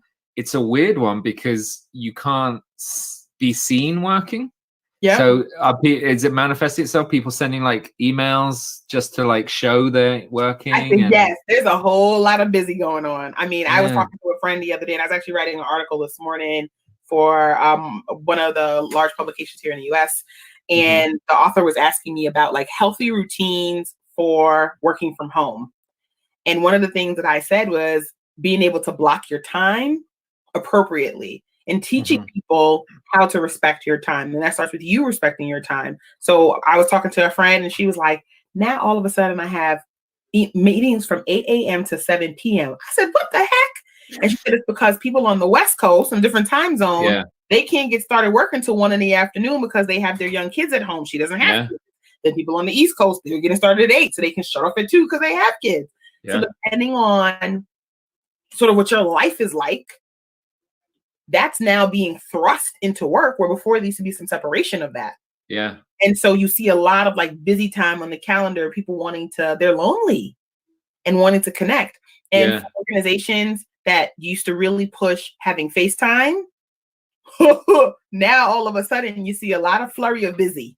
Useless documents being created, lack of strategy, we're just just do something. Just do something. Like, hold on. Where's your work plan? What's supposed to be happening this time of year? What does the comms look like? How do we reorganize the comms so that we address what's happening now, but that we are able to get laser focused on our mission and action? Like, those have been my calls. I feel like I have been a fundraiser whisperer the last few weeks. Like, literally, I've been like, let me talk you off the ledge you're currently on, friend. Because it's about to get a whole lot more stressful. You know, so if you weren't looking after yourself 6 months ago, you could be in for a rough ride these next few weeks. Correct. I mean, what's going to happen? What's going to happen COVID-wise? You're talking to a lot of people. You talk to a lot of clients and nonprofits. What's your take on it as best you can? So my early take, and I am someone who actually tested positive, and last week was sick as a dog. And I don't know, somehow I have rebounded. I'm just happy about that. You're a trooper. And trying to be a trooper, but after this, I'm gonna take a nap. I just want you to know. So I keep saying every time I have a call, I'm like, and now my energy's gone. Booking a nap. That's it. I never nap. Like, this is the craziest part. I was like, I have not napped this much in the last week that I have in years. Yeah. And so what I'm seeing is that folks are either like, we got to hunker down. We got to turn off all the spigots. We got to turn off every cost. We got to let people go. Hold on. Does that mean that your strategy wasn't sound? Oh, you don't have a strategy. Oh, okay. Does that mean your strategic plan actually is ineffective? Oh, it's 50 pages long and sat on a desk, sat on a shelf. So like the reality for how folks were in practice in their organizations are coming up like a real bad pimple. And so for organizations that had simple, straightforward, even if they're nuanced strategies that their entire team, fundraising operations, program, IT, you name it, understands their role in it and can get behind, we're going to see them really start to shine. Because if folks understand their function as a part of the greater vision and as a part of the mission and action, then it's just a matter of shifting. It's like when you're in a car and you're driving a standard and you got to drop it down the third real quick, and you got to push it up there to fourth or fifth, and you got to drop, right? Versus if you're in a go-kart. You just hoping like hell, you just go downhill. I just pray for the wind. Yeah. So what some organizations are go-karts, they just in here just going. And other organizations are really trying to be strategic. So unfortunately, we're going to see organizations, and I think there's going to be a weight on organizations that are either led by marginalized groups, are led by people of color, are serving missions that serve marginalized groups, etc., who may have been fighting for funding and fighting for that market share before. If they are not well equipped around strategy to be able to action that differently, they were already feeling challenged in the sort of greater philanthropic landscape before. We're going to see some squeeze now.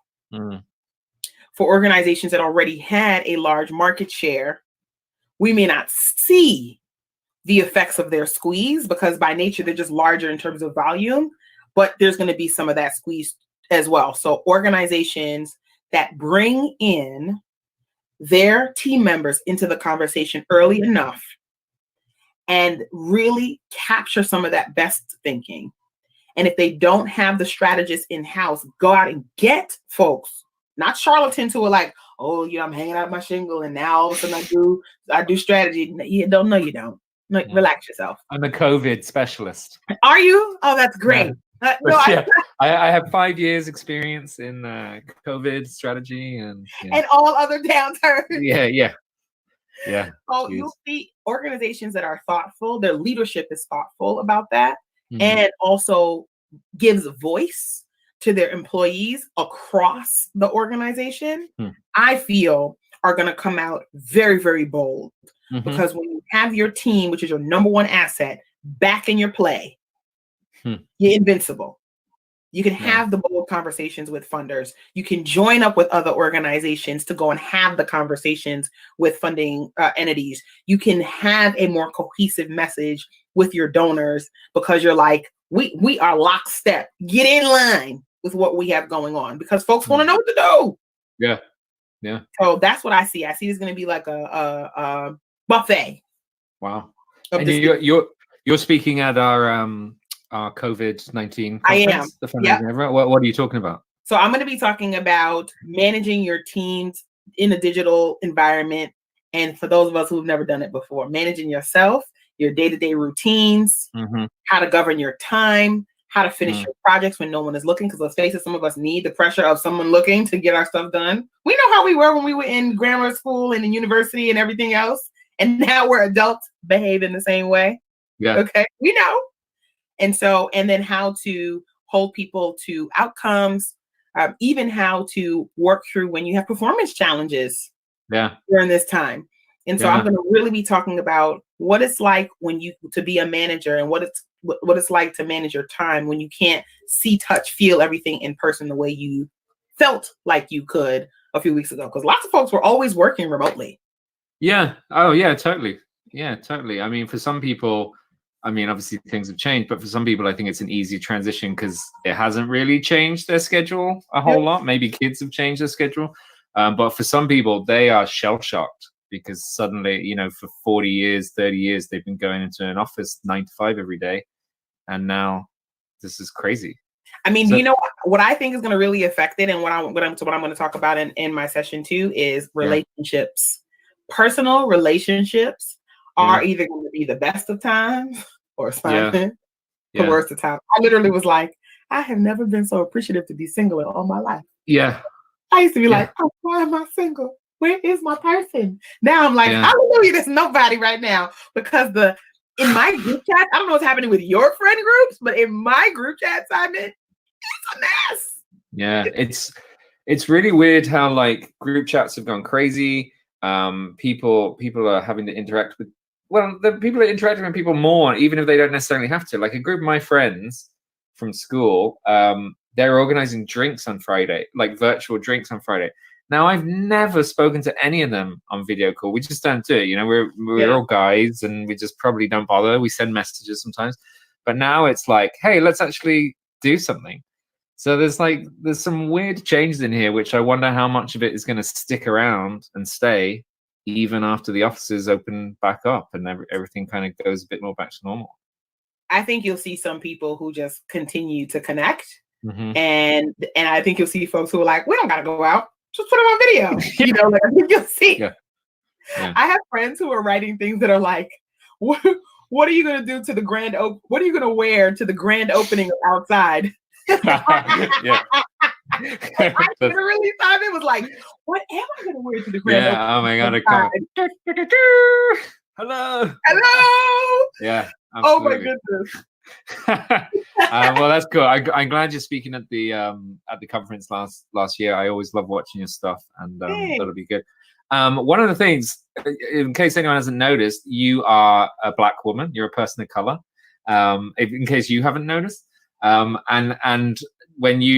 I believe when we approached you about this conference, because you've already done stuff for us before, but when we approached you for this conference, you queried us. You said, "Well, how many people of color?" And I'm not seeing very many people of color on it, which I love, because I mean, we had people lined up. You know us. Yeah. Y'all came back like, actually. Yeah, actually. And I just thought that was. I thought it was really cool to see it in practice, from that side of it. A few years ago, someone recommended that I start querying how diverse conferences are when I speak at them. Like, what's the lineup between women and men? What's the representation like? And a couple of times, I've asked, because it looks like it's only men. But I just thought that was really, really interesting to see from that point of view. So tell me, like, why is this so important to you? Beyond the obvious. Yeah, but, like, what are you trying to do here by kind of asking those questions? I mean, for me, I think that, like we said at the beginning, speaking is one of the ways that I make money. It's part of my revenue strategy for my business. And I just got tired. At first, I was like honored, like, "Oh, you want me on stage with fill in the blank?" And then I was like, "Wait a minute, is it just me?" And I said, "This can't be just me." And folks would tell me things like, "Oh, it's so hard to find folks. Oh, people didn't respond, etc." And I was like, I'm going to keep testing this theory. And I was putting together different programs and presentations, and I literally had women of color in my case falling out of my pocket. And I was like, I have enough to staff 13 panels. Of 5 people each. Yeah. I have more than I could use. Yeah. And so I said, what's so hard? So for me, I think that as a sector, and our sector is not the only one. We're not immune. No. We are a microcosm of life. Okay.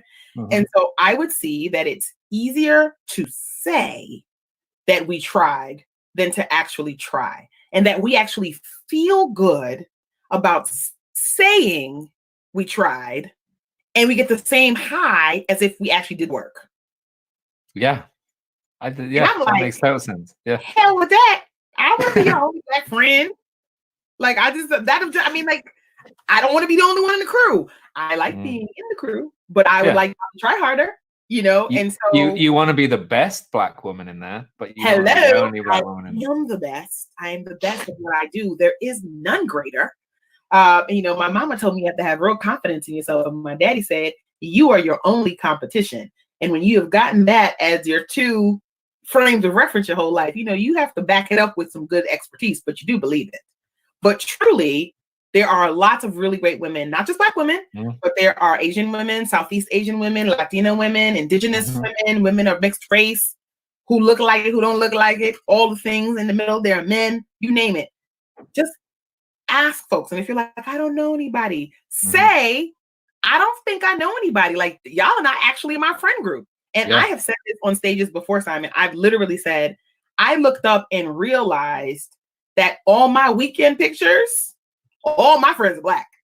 And I was like, all my work friends are White, all my weekend friends are Black. There's a little bit of a disconnect. Well, would you have trouble in the same way like a white conference organizer might say they have trouble finding a Black speaker? Would you have trouble finding like a white person to party with on the weekend? No, like not anymore.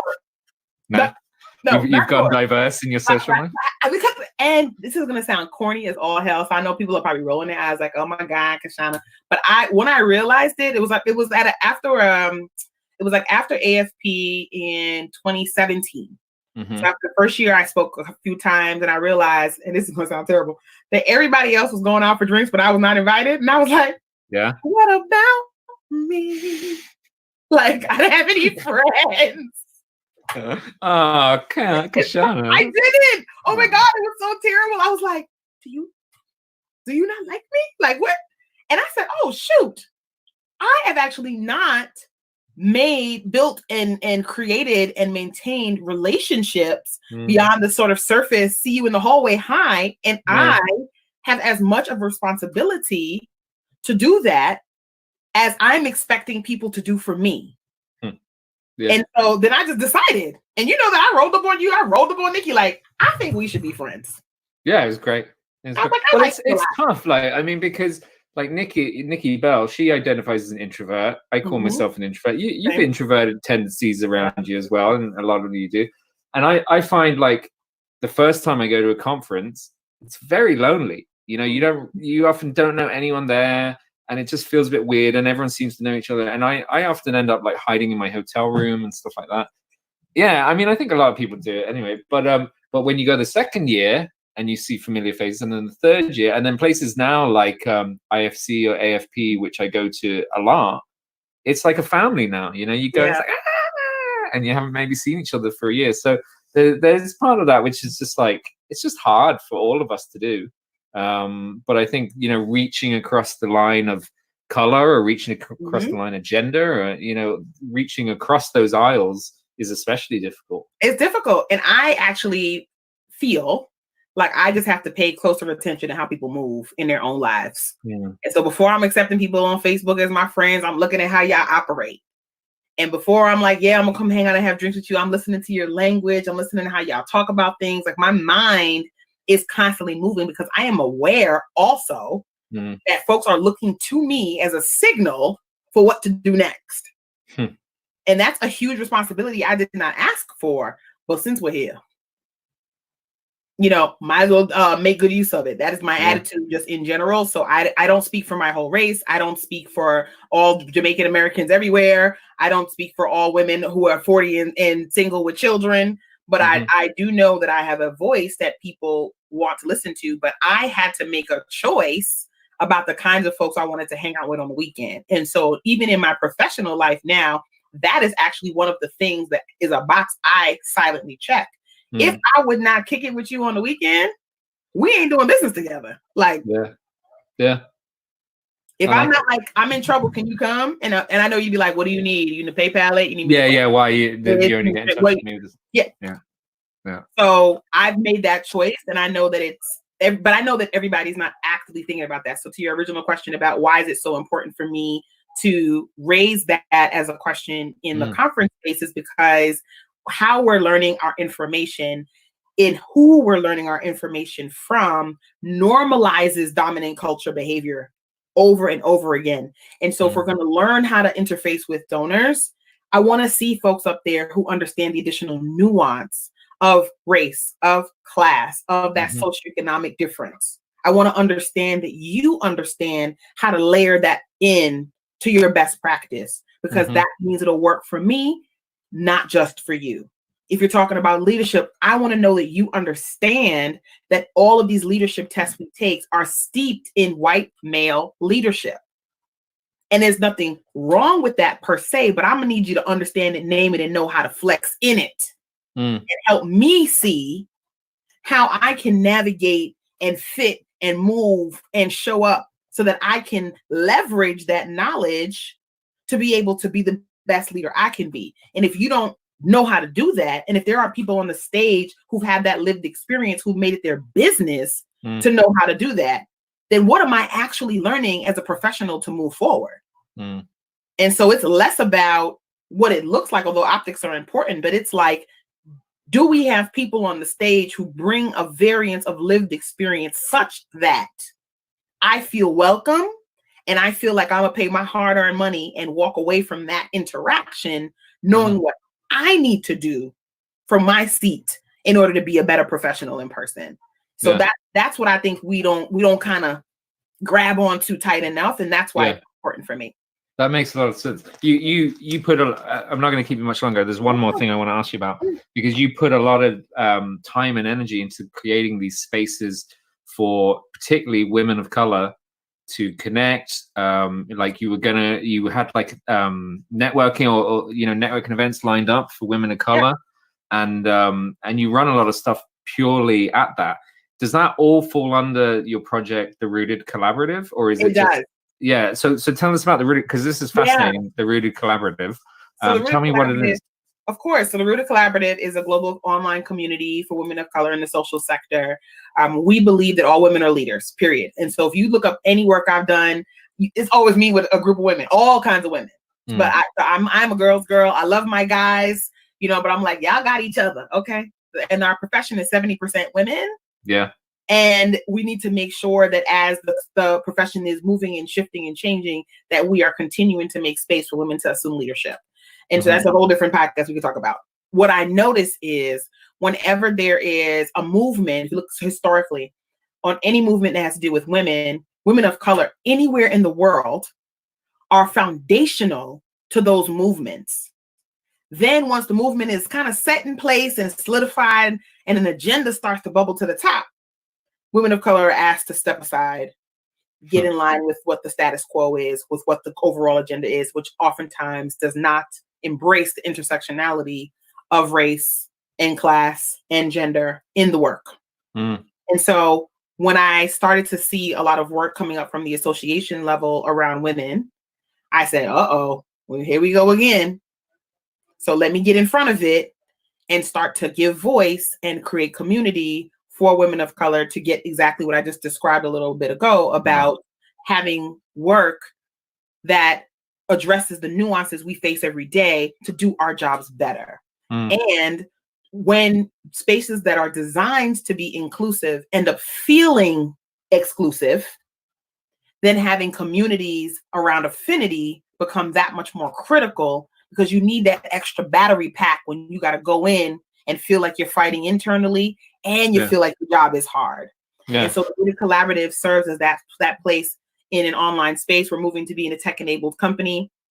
And so all of our events are online right now. We have webinars on all types of like mental health, physical health, legacy building, financial wellness, on personal development, on career advancement. And then we partner with other fundraising associations, organizations, et cetera, Resource Alliance, AFP, African American Development Officers Association, AHP, all the Latino organizations. We're starting to make more partnerships because the professional development is coming from these entities. And then we get to put our lens on it to make sure that our speakers, that our trainers, that our writers, that our leaders, that our emerging leaders have the additional mentorship and then sponsorship. So both I've done it before and I can open the door for you so that we can stay in a profession that we love so much. Amazing. And so we were going to do a pop-up at Icon in Baltimore, but now we're online. And so we just decided, okay, we're going to do a self-care conference at night after the babies are in bed and whomever else you have to put away. And those of us who are single and married and in between, then we're going to work on ourselves with a cocktail. Amazing. So your hub at the moment for people to find it, people of color, women of color, it's on Facebook mainly. It's a private Facebook group. Private Facebook page. You can find it if you type in the Rooted Collaborative. And the bit.ly is bit.ly /Rooted FB. We are creating a space for I'm calling y'all allies and co-conspirators. And starting to have conversations with folks offline about what that could look like to be involved and not feel like, well, it's not for me, but also understanding that there's specific work that we want to be able to do in action. And then there's work we want to be able to ask you to do to help us elevate that so that we are getting more women to stay and to advance. Because it's better for business, because it's better for innovation, because our donors are changing rapidly, because the fight to be able to have more diversified boards, to have our foundation partners start to look and feel different globally, the decibel level is raising. Our profession should not be running after itself. We should be in the front like we got this. And so over the next couple of months, I'll have some really clear direction for allies to be able to jump in and support. We're doing it in a very specific way. But now we're really just making sure that more women know that we exist because the resource at this time is free. And so they can take advantage. It's not mainly, I mean, it's mainly Americans, but it's not just Americans. It's everywhere. Oh, no, it's not even mainly Americans anymore. Oh, really? Huge Canadian contingency now, like 50 deep, it's feeling like. And then we have some in the UK. and I think now with some support from the Resource Alliance, that'll push us out into Yeah. South Africa, into Kenya, Around etc. Europe and Yep, in Europe, etc. We have a good bench in the Caribbean. Okay. And then we're starting to see a very small number. I think the other day I saw in 2025 in Latin America, in South America. And so we want to do a really big push there. So I'm planning to just kind of work with the associations that are centered there and focused there to help us elevate membership. But Yeah, nice. it was a US base for about 5 seconds. Yeah. And then people were like, oh, you're not leaving me out, Shauna. Yeah, that's the amazing thing about online stuff, you know, which you know, people are we're having a hard time shifting our events and stuff online, but people are forgetting it's like magnified your audience to 7 billion. Do you know? Correct. It's interesting. Are you looking for any speakers for your Women of Color event? Yes. But not me. And you too. Yes. No. Although I no. I have to tell people. I asked Kashana. I was like, "Oh, can I check out a Facebook group? Can I see what's happening on it?" And she's like, "Fuck off!" Like, well, you said it much more politely, but it was like, no, of course not. No, I was like, no. It was like typical white man. It's like, yeah, I'll just step in there and have a look around, make some changes. Right. Meanwhile, though, we're having karaoke, so we're gonna do some like big public facing events. So by the time this airs, it would have happened a week ago. But we're doing karaoke. We're gonna do that probably once a month. So huge Zoom karaoke, which I'm sharing with everybody. So please come on and hilariously embarrass yourself in the middle of the night. Nice. And so we're doing karaoke. We're gonna be doing some live speaker events. We're gonna be doing some interviews that we want to have live, some forums. Nice. So we're gonna push out because we're only housing in Facebook right now. Yeah, until I get the groundswell that I want, and then we'll move to a membership-based platform. And so we'll have plenty of crossover opportunities. I'm sure I'll be coming to talk to you and Nikki about doing that. Like we want to just like Grey's Anatomy and How to Get Away with Murder. We want to have crossover events all the time. Yeah, absolutely. I mean, we'd love to amplify that stuff. Me and Nikki, we thought it was a cool project. It sounds really interesting. The Rooted Collaborative, for any women of color out there who want to have a look at it, it's great. And for anyone else who wants to get a grip with your other projects, your books, and just follow you, where's Kashana besides everywhere? Where do we find you? Where's the best place to find you? You can find me on all of the socials at Fund Diva, FUNDDIVA, Fundraising Diva. That's what it's short for. So Fund Diva. And my name has 2 SHs. You can thank my parents. So it's Kashana Palmer on LinkedIn. And I'm even doing a little spot on Fundraising Everywhere TV, right? And so I have Kashana TV. I thought my first episode was okay.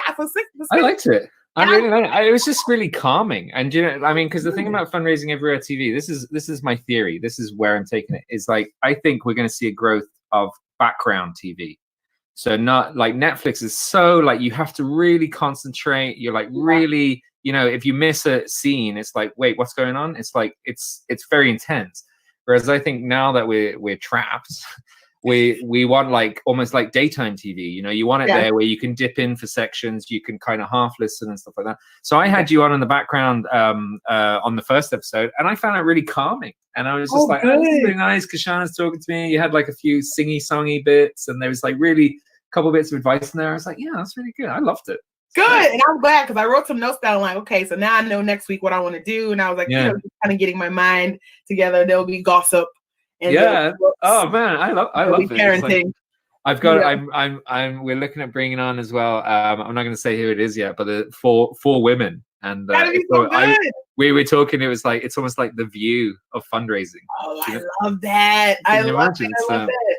Yeah, we got some big plans. That's cool. Good. Of course y'all do. And I'm excited for all of it. All of it. I love getting you in on any project. It's always good. And I love watching what you do. The stuff you do is magic. And you know, I think you're great, Kashana. Yes, I feel the same way. Good. Listen, thank you so much for finally making it on. Sorry for all the you. messing around. No. And, that was cool. So everyone go check out Kashana. We're going to say goodbye to her now. And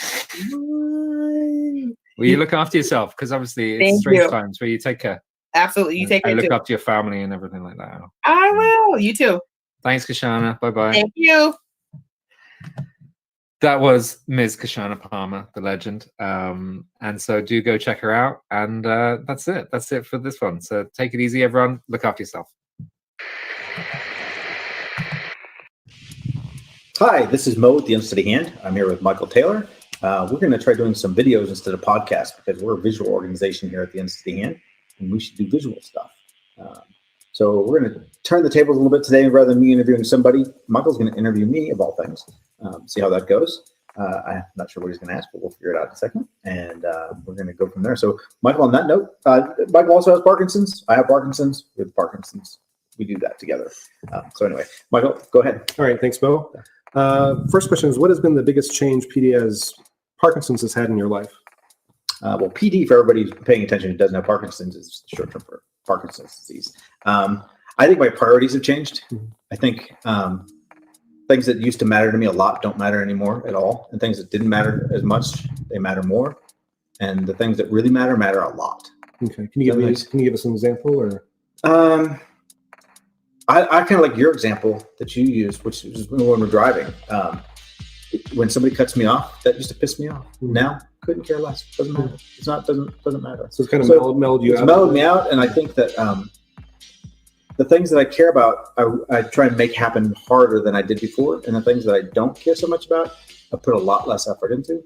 So it's been a priority shift, like a paradigm shift of prioritization changed. If that makes any sense. Yeah.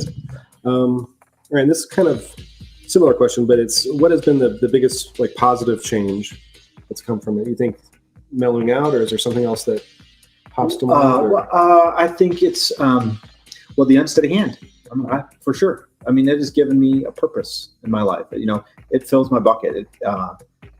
I've always worked in the nonprofit world, and before this, I worked with people with developmental disabilities, and that filled my bucket. But I didn't have any skin in the game. And now with this Parkinson's and the Unsteady Hand, I kind of feel like I have skin in the game, and I'm working for me and my people. And so helping people with Parkinson's fills my bucket. And it's interesting. People always tell me to slow down all the time. They're like, "Mo, you got to slow down. You got to slow down," including me, including you. And I can't for two reasons. One, I don't know how much time I have to do what I need to get done. And what do you mean by that? Well, for people who don't have Parkinson's or don't know about Parkinson's, it's possible that in 3 years I'll be hunched over in a wheelchair. And it's possible in 20 years, I'll be just like this. Nobody knows. We have no idea. So I don't know if I'm in a hurry, but if I am, I want to be ready. So one, I feel like I have to hurry a little bit because I don't know how much time I've got, which isn't morbid. It's just reality. Right. The other thing is when I slow down, I feel like I have Parkinson's. When I'm busy, I'm fine. Yeah. So I can go 3 or 4 months without having Parkinson's. And then I collapse for 3 days and ugly cry in my bed. And then all better. And then I'm all better for 3 or 4 months. So when I slow down is when I feel like I have Parkinson's. So I don't want to slow down. Yeah, it makes sense. I don't know. Yeah. How has it affected the relationships with your family and friends? Well, it's been pretty impactful. I am no longer married to the woman I was married to for 13 years before I got Parkinson's. She didn't leave because of Parkinson's, I don't think. And I think Parkinson's was a factor in our separation. But that was a big change. I didn't have friends before. I was a person who grew up my entire life into my 50s, having one friend at a time. And now I have lots of friends, which is weird. Yeah. Friends are a lot of work. They are. It's like, damn, I didn't know because I never had any. But now I know that friends are work and it's worth it. Yeah. And I have friends now, which is really cool.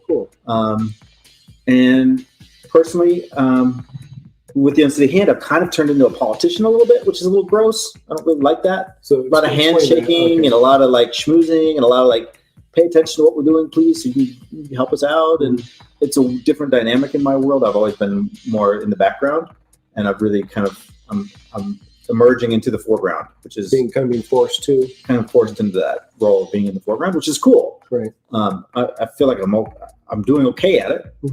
So far, We'll see, but that's new for me. Being forced into the foreground instead of hiding in the back at the room at the party. Yeah, I'm the one in the front on the microphone, or making a video, right? Or doing this is uncharted territory for me. Yeah, exactly, right? And you, yes, it is. I think for both of us. All right, let's see. What message do you hope to convey with the Unsteady Hand? What do you see its driving purpose is?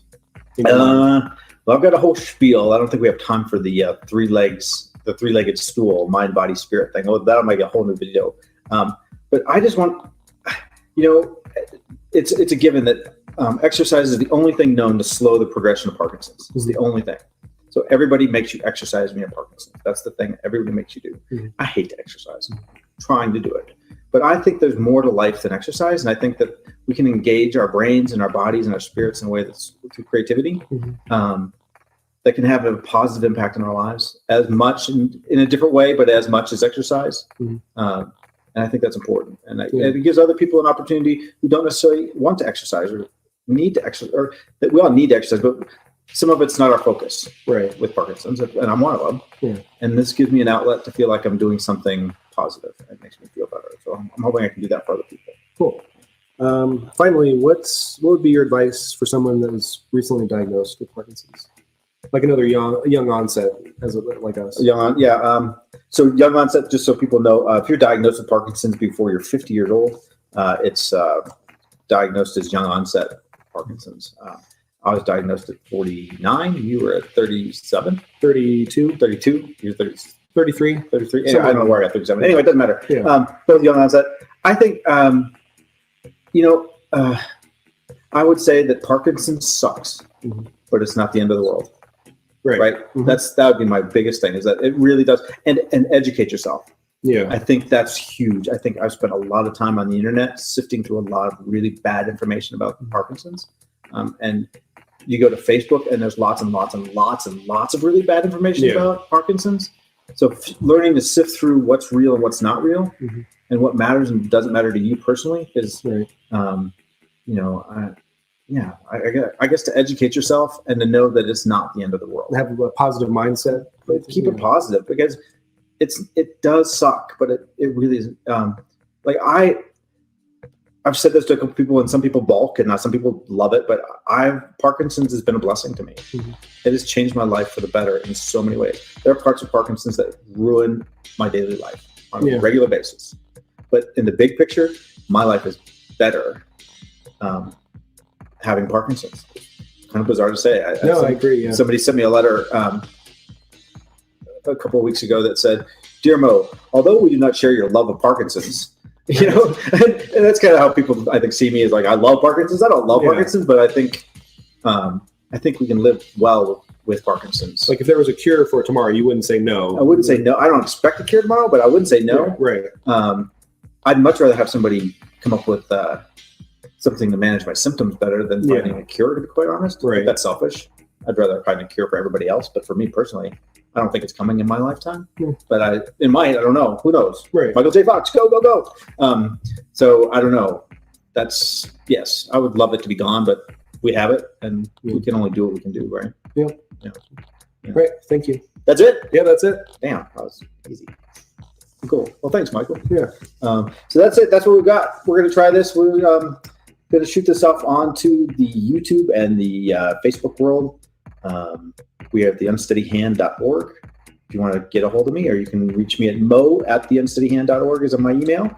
If you have any questions or want to chat, and we'll talk to you soon. Thanks. Bye.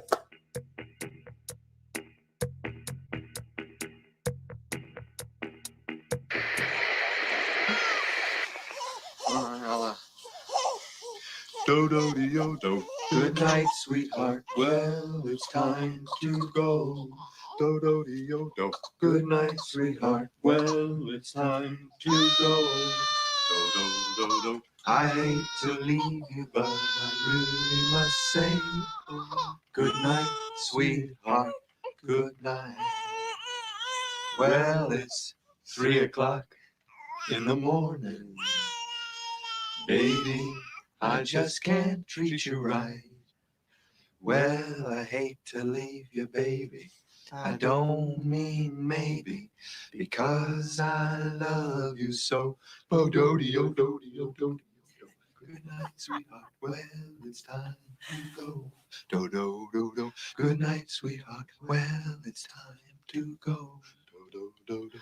I hate to leave you, but I really must say good night, sweetheart. Good night.